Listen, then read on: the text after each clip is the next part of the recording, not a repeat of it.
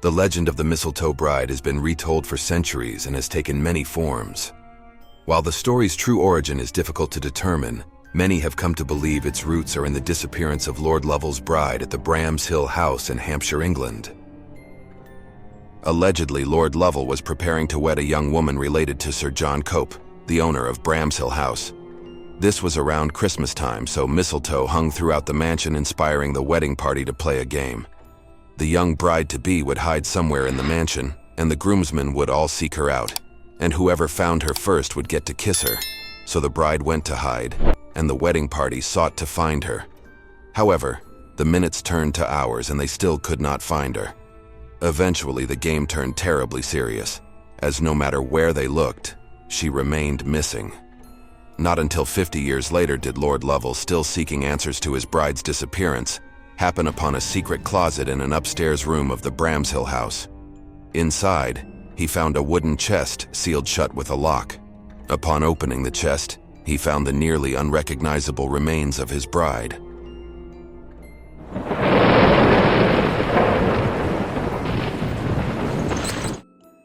The Brown Lady of Raynham Hall has perplexed visitors and paranormal investigators for hundreds of years. Back in the 1700s, owner Charles Townshend married a young woman named Dorothy Walpole. While they lived happily together for some time in Raynham Hall, Townshend soon became paranoid that his new wife was being unfaithful to him. Eventually, driving himself mad with jealousy, he decided to hide Dorothy away in the hall, telling all of their friends and family that she had tragically passed.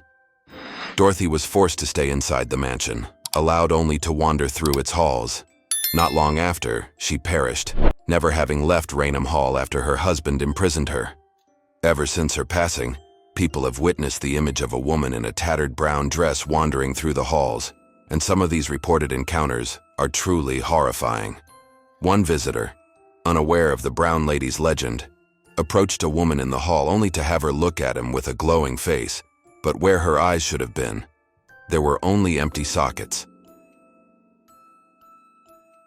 Years later, after numerous other reported sightings, a photographer from Country Life magazine visited Raynham Hall to document it for an article.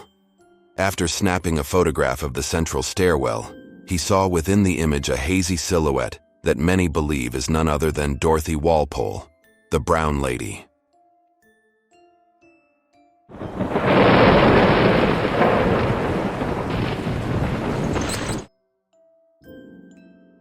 A few weeks before Christmas in 1878, Edward Smith was at his home in Brooklyn, New York when the doorbell rang. He answered the door, but there was no one there. This soon became a nightly occurrence. The doorbell would ring only for Smith to find no one outside, and no signs that anyone had been there at all.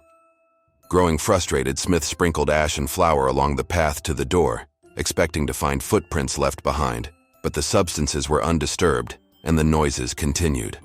No matter where he and his family stood around the house, the noises remained unidentifiable. Smith and his family were growing more concerned as the doorbell ringing turned to aggressive banging on the doors. Eventually, they contacted the police. The ringing and banging continued, and still no one was able to identify its source. One night, a brick suddenly flew through the window from outside, even though police officers were standing nearby and saw no one. Although they investigated the home for some time, police were unable to identify the cause of the disturbances. Smith and those who witnessed the strange occurrences ultimately concluded they must be paranormal in nature.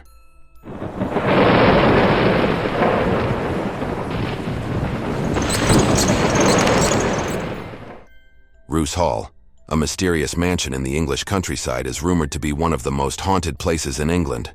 Located just outside the small town of Beccles in the county of Suffolk, the mansion has accumulated plenty of ghost stories ever since it was first built in the 16th century.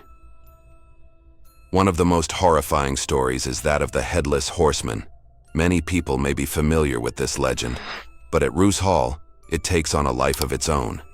Numerous visitors to Roos Hall have reported a man on a horse riding toward them on the road, only to discover that he has no head. Allegedly, on Christmas Eve, the headless man is often seen clattering down the driveway with his phantom coach and 4 horses. And this is only the beginning of Roos Hall's ghostly existence. Other rumors claim that there are strange markings inside the hall known as devil's footprints, and some have even reported seeing a girl watching them from the windows.